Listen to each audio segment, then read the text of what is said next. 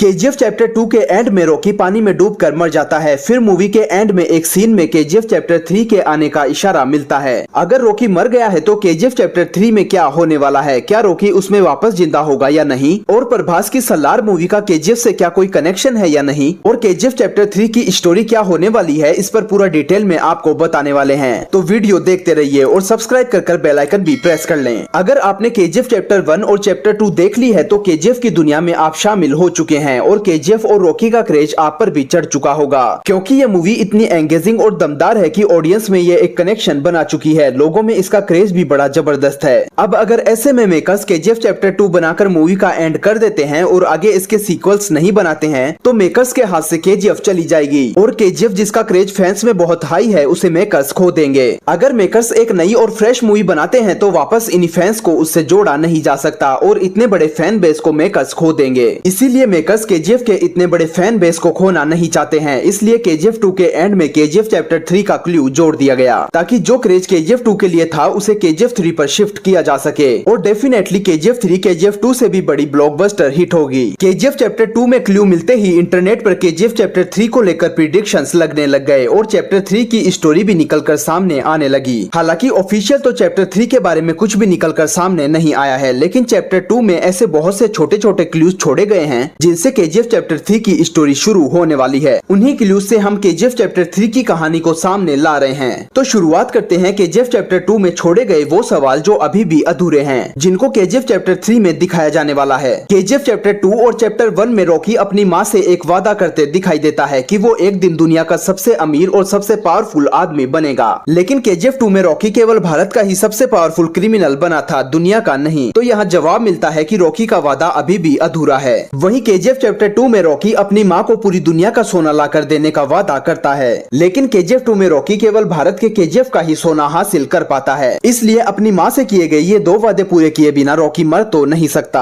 अब आप ही सोचिए कि इतना बड़ा पावरफुल क्रिमिनल रॉकी जो कभी हार नहीं मानता और काफी ज्यादा एडवांस माइंड रखता है, वो आखिर केजीएफ 2 में इतनी आसानी से कैसे मर सकता है। क्या ये बात आपको हजम हो सकती है? अगर आपने गौर किया हो तो केजीएफ 2 में रॉकी को पानी में डूबते हुए ही दिखाया जाता है, मरते हुए नहीं। लेकिन 20,000 फीट से भी ज्यादा गहराई के समुद्र से रॉकी बचकर कैसे निकलने वाला है, इसका जवाब भी आपको आगे मिलने वाला है। केजीएफ 2 में एक बड़ा इशारा ये भी देखने को मिला है कि रॉकी शिप पर जाते वक्त इंडियन आर्मी को जो फैक्ट्स भेजता है, सेम वही फैक्ट्स अमेरिकन और इंडोनेशियंस को भी भेजता है और इंटरनेशनल वाटर में रॉकी के पीछे अमेरिकन और इंडोनेशियंस की नेवी भी पड़ जाती है, लेकिन इसके बारे में मूवी में ज्यादा कुछ नहीं दिखाया जाता। और अचानक से ही रॉकी के शिप पर इंडियन एयरफोर्स मिसाइल्स लॉन्च कर देती है और रॉकी का जहाज बड़े धमाके के साथ ब्लास्ट हो जाता है और रॉकी को पानी में डूबते हुए दिखाया जाता है। वहीं रॉकी की स्टोरी खत्म हो जाती है। अब अमेरिकन और इंडोनेशियंस रॉकी के पीछे क्यों लगे थे और रॉकी ने उन्हें फैक्ट्स क्यों भेजा था, इसका जवाब तो केजीएफ 2 में नहीं मिल पाता है। वहीं मूवी के एंड में एक छोटी क्लिप यूएसए की CIA की भी देखने को मिलती है, जिसमें अमेरिकन रॉकी के बारे में बात करते दिखाई देते हैं और रॉकी को बिगेस्ट क्रिमिनल बताते हैं। और मूवी के एंड में PM रमिका सेन के एक छोटे वीडियो क्लिप में यह भी दिखाया जाता है कि अमेरिकन और इंडोनेशियंस आखिर रॉकी के पीछे क्यों पड़े थे और बताया जाता है कि पिछले 3 सालों में 1979 से 1981 तक रॉकी ने 16 देशों में काफी ज्यादा क्राइम किए थे। तो केजीएफ चैप्टर 3 की स्टोरी यहीं से शुरू होने वाली है। केजीएफ चैप्टर 3 में रॉकी की पिछले 3 सालों यानी रॉकी जब मरा है उससे पहले की 1979 से 1981 तक की स्टोरी दिखाई जाएगी, जिसमें रॉकी अमेरिका और इंडोनेशिया जैसे 16 देशों में इंटरनेशनल क्राइम करते नजर आने वाला है और पूरे वर्ल्ड में सोने का इलीगल बिजनेस करते हुए देश विदेश की कड़ियां जोड़ते हुए रॉकी पूरे दुनिया का सोना हथियाने की कोशिश करने वाला है और पूरे वर्ल्ड में अपना क्राइम फैलाने वाला है।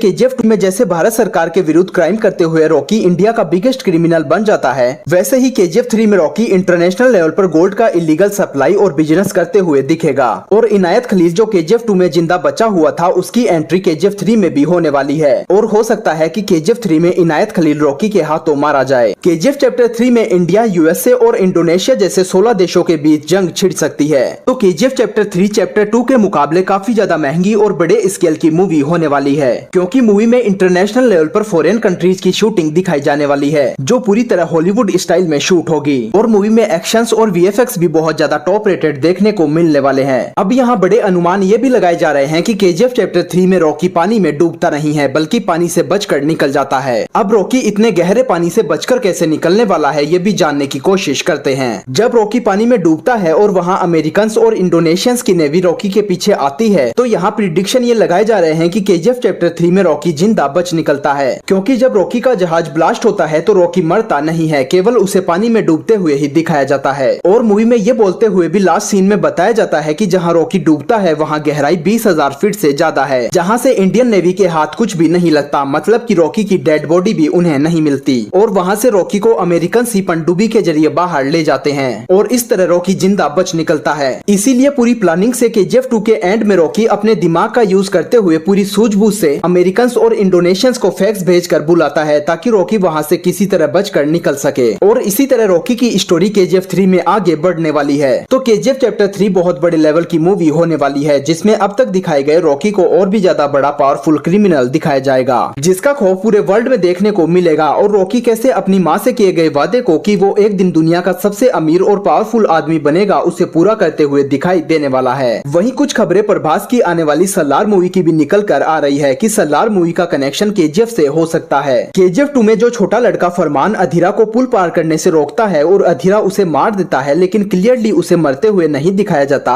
और उसकी माँ को उसकी डेड बॉडी भी नहीं दिखाई जाती है, वो लड़का जिंदा बचा हुआ है। और प्रभास सलार मूवी में इसी बच्चे का रोल निभा रहे हैं कि कैसे वो जिंदा बचा है। और रॉकी का फैन ये छोटा लड़का फरमान रॉकी के ही नक्शे कदम पर चलते हुए एक बड़ा क्रिमिनल बन जाता है। और प्रभास सलार में इसी बच्चे का रोल निभाते हुए खौफ फैलाने वाले हैं। सलार में भी केजीएफ की तरह ही विजुअल्स, वीएफएक्स और सिनेमेटोग्राफी देखने को मिलने वाली है, जिसमें रॉकी के भी कुछ सीन्स हो सकते हैं। बहुत सी सिमिलरिटीज केजीएफ और सलार मूवी में देखने को मिल रही है। केजीएफ और सलार दोनों मूवी के डायरेक्टर और राइटर प्रशांत नील ही हैं। वहीं मूवी के प्रोड्यूसर और प्रोडक्शन कंपनी भी सेम ही है। और सबसे बड़ी खबर ये भी है कि केजीएफ 2 में फरमान की माँ का रोल ईश्वरी राव ने किया था, वही ईश्वरी राव सलार में प्रभास की माँ का रोल निभा रही है। ये इतने बड़े क्लूज हैं जो साफ बता रहे हैं कि सलार का डायरेक्ट कनेक्शन केजीएफ से होने वाला है। वहीं इसके बाद सेम मेकर्स और डायरेक्टर की मूवी बघीरा भी आने वाली है, जिसका कनेक्शन भी केजीएफ से ही बताया जा रहा है। तो बैक टू बैक केजीएफ से रिलेटेड ये मूवीज आने वाली है जो केजीएफ का साम्राज्य खड़ा कर देगी। अभी तक आपने हॉलीवुड की मार्वल और डीसी की मूवीज ही ऐसी देखी होगी। जैसा हॉलीवुड में मार्वल मूवीज में एवेंजर्स में हमें देखने को मिला है, ठीक वैसे ही केजीएफ की एक दूसरे से जुड़ी हुई ये फिल्में इंडियन सिनेमा को एक अलग ही ऊंचाई पर ले जाएगी। तो ये सभी अनुमान उन्हीं क्लूज पर आधारित है जो केजीएफ 2 में छोड़े गए हैं और सलार और बघीरा मूवी से रिलेटेड हैं, जो पूरी तरह फैक्ट्स पर आधारित हैं। अब रियल में केजीएफ 3, सलार और बघीरा का क्या कनेक्शन होने वाला है और इनकी स्टोरी क्या होगी, ये तो देखना अभी बाकी है। तो आप केजीएफ 3 को लेकर कितने एक्साइटेड हैं, कमेंट सेक्शन में जरूर बताएं। और ऐसे ही इंटरेस्टिंग वीडियोस पाते रहने के लिए लाइक, शेयर और सब्सक्राइब जरूर करें।